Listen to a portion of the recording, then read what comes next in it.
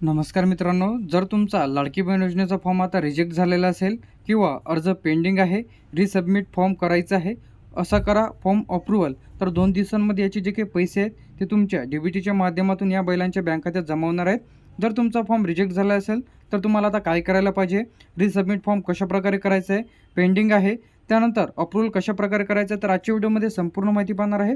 तर व्हिडिओला स्किप न करता शेवटपर्यंत बघा. तर सर्वात पहिले तुम्हाला या पोर्टलवरती यायचं आहे. तर माझी लाडकी बहीण योजनेचे जे काही ऑफिशियल पेज आहे यावरती आल्यानंतर तुम्हाला सर्वात पहिले लॉग इन करून घ्यायचं आहे. जर तुम्ही पोर्टलवर फॉर्म भरलेला असेल तर तुमचा 6 दिवसामध्ये फॉर्म जे इथं अप्रूव्हल होते. जर काही अडचण असेल किंवा रिसबमिट आलेला असेल तर ते कशाप्रकारे चेक करायचं आहे, तर घाबरण्याचं काही कारण नाही. तुम्ही तुमचा जो काही फॉर्म आहे ते कितीही वेळेससुद्धा आता एडिट करू शकता. तर हे सर्वात मोठी एक अपडेट आलेली आहे. त्यानंतर आता कशाप्रकारे चेक करायचं आहे, तर तुम्हाला इथं खाली यायचं आहे. तर इथे एक ॲप्लिकेशनचं ऑप्शन दिसेल. जर तुमचा फॉर्म पेंडिंग आहे किंवा तुमचा फॉर्ममध्ये रिसबमिटसाठी आलेला आहे किंवा एडिटसाठी, तर तिथं तुम्हाला ॲटोमॅटिकली एक ऑप्शन येऊन जाईल. तर आपण आपला फॉर्म आला की नाही चेक करायच्यासाठी तुम्हाला लॉग इन करून घ्यायचं आहे, ज्यावरून तुम्ही नोंदणी केलेली आहे. तर या ॲप्लिकेशन यावरती ज्या तुम्हाला क्लिक करायचं आहे. तर आपण जे काही 2 फॉर्म या वेबसाईटवरून भरलेले आहे, त्यानंतर तुमचे जे काही फॉर्म आहे ते अप्रूव्हल होण्यासुद्धा सुरुवात झालेली. तर मी मागच्या व्हिडिओमध्ये लाईव्ह प्रूफसुद्धा दाखवलेला आहे. तर ही दुसरी आयडी आहे, हे जे की 2 दिवस झाले फॉर्म भरलेले आहेत. त्यानंतर ॲप्लिकेशन स्टेटस तुम्ही इथे बघू शकता, पेंडिंग दाखवत आहे. त्यानंतर इथं तुम्हाला जर तुमचा फॉर्म रिजेक्ट झाला किंवा पेंडिंग आहे, रिसबमिटसाठी आलेला आहे, तर तुम्हाला इथे एक ऑप्शन येईल ॲक्शनच्या बाजूला. ते एडिटवरती क्लिक करून तुम्हाला त्याचं रिझनसुद्धा SMS-च्याद्वारे कळवण्यात येईल की तुमच्या कोणत्या कारणामुळे तुमचा फॉर्म इथं रिजेक्ट झालेला आहे. तर रिअप्लाय म्हणजे तुम्हाला रिसबमिट तुम्हाला फॉर्म आता करायचं आहे. ते एडिटच्या ऑप्शनवरती क्लिक करून तुम्ही संपूर्ण डिटेल चेक करू शकता. फॉर एक्झाम्पल इथे एडिटचं ऑप्शन आलेलं असेल तर इथं तुम्हाला अशा प्रकारचा मेसेज दाखवेल. तर यामधून तुम्ही संपूर्ण डिटेल्स तुमची यामधून चेक करून घ्या. जर काही अडचण वाटत असेल किंवा त्यामध्ये जर काही करेक्शन राहिलेलं असेल किंवा तुम्हाला SMS-द्वारे सुद्धा कळून येते ते की तुमचे डॉक्युमेंट व्यवस्थित अपलोड झालेले नाही किंवा नावामध्ये करेक्शन आहे, डेट ऑफ बर्थमध्ये, ते तुम्हाला तिथं शो करेल किंवा बँक डिटेल्स चुकीची टाकली असेल किंवा सर्कल वगैरे ॲड्रेस, तर तुम्ही यामधून संपूर्ण डिटेल्स चेक करून घ्यायच्या. तर मी माझी थोडी इन्फॉर्मेशन इथं ब्लर केलेली आहे. त्यानंतर इथून तुम्ही व्ह्यूवरती क्लिक करून तुम्ही तुमचे डॉक्युमेंटसुद्धा यामधून चेक करू शकता.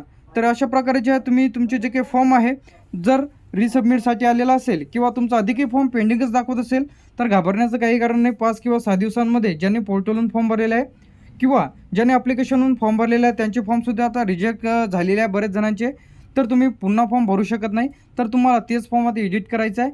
एक तर तुम्ही जे पोर्टलवरती तुम्ही तुमचा मोबाईल नंबर जे की फॉर्म भरता वेळेस दिला होता ते नंबर टाकायचा आहे, पासवर्ड टाकून लॉग इन करायचं आहे.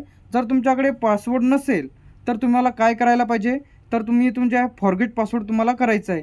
तर इथं फॉरगेट पासवर्डचं सुद्धा ऑप्शन आहे. क्लिक हेअरवरती क्लिक करून तुमचा जो काही नंबर रजिस्टर्ड केलेला आहे तुम्ही ते नंबर इथं तुम्हाला टाकायचा आहे, कॅप्चर टाकायचा आहे, OTP सेंड OTP ऑप्शनवरती क्लिक करायचं आहे. तर एक OTP येईल, ते OTP टाकायचं आहे. त्यानंतर लॉग इनवरती क्लिक करायचं आहे. तुमचा मोबाईल नंबर आणि जे काही पासवर्ड आहे तुम्ही जे काही सेट केला आहे ते तुम्हाला टाकून लॉग इनवरती क्लिक केल्यानंतर तुम्ही यामध्ये इंटरव्हाल, तर भरपूर महिलांचे जे काही पैसे आहेत ते डेबिटच्या माध्यमातून दुसऱ्या बँक खात्यामध्ये जमा झालेले आहे. पण भरपूर महिलांना माहिती नाही की त्यांची बँक पासबुक त्या बँकेचं आहे. तर ते लिंक कशाप्रकारे चेक करायचं, तर इथं तुम्हाला UDI आधारचे जे काही ऑफिशियल पेज आहे त्यावरती तुम्हाला यायचं आहे. आल्यानंतर माय आधार या ऑप्शनवरती क्लिक करायचं आहे. तर तुम्ही इथून घरबसल्या चेक करू शकता की तुमचे जे काही लाडकी बहीण योजनेचे पैसे आहेत ते भरपूर महिलांच्या बँक खात्यात जमा झालेले आहेत. 32 लाखांहून महिलांचे पैसे अधिक रखडलेले आहेत, कारण त्यांच्या बँक पासबुकला आधार लिंक नाही.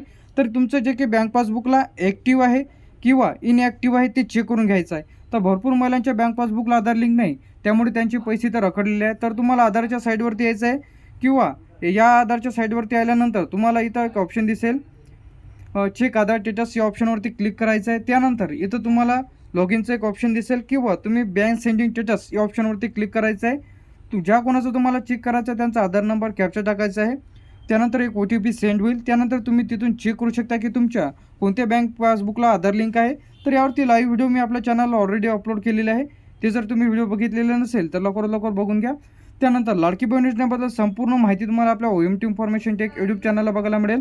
तरीसुद्धा काही अडचण जात असेल, फॉर्म भरताना काही चुकी झालेली असेल तर एडिट कशाप्रकारे करायचं आहे.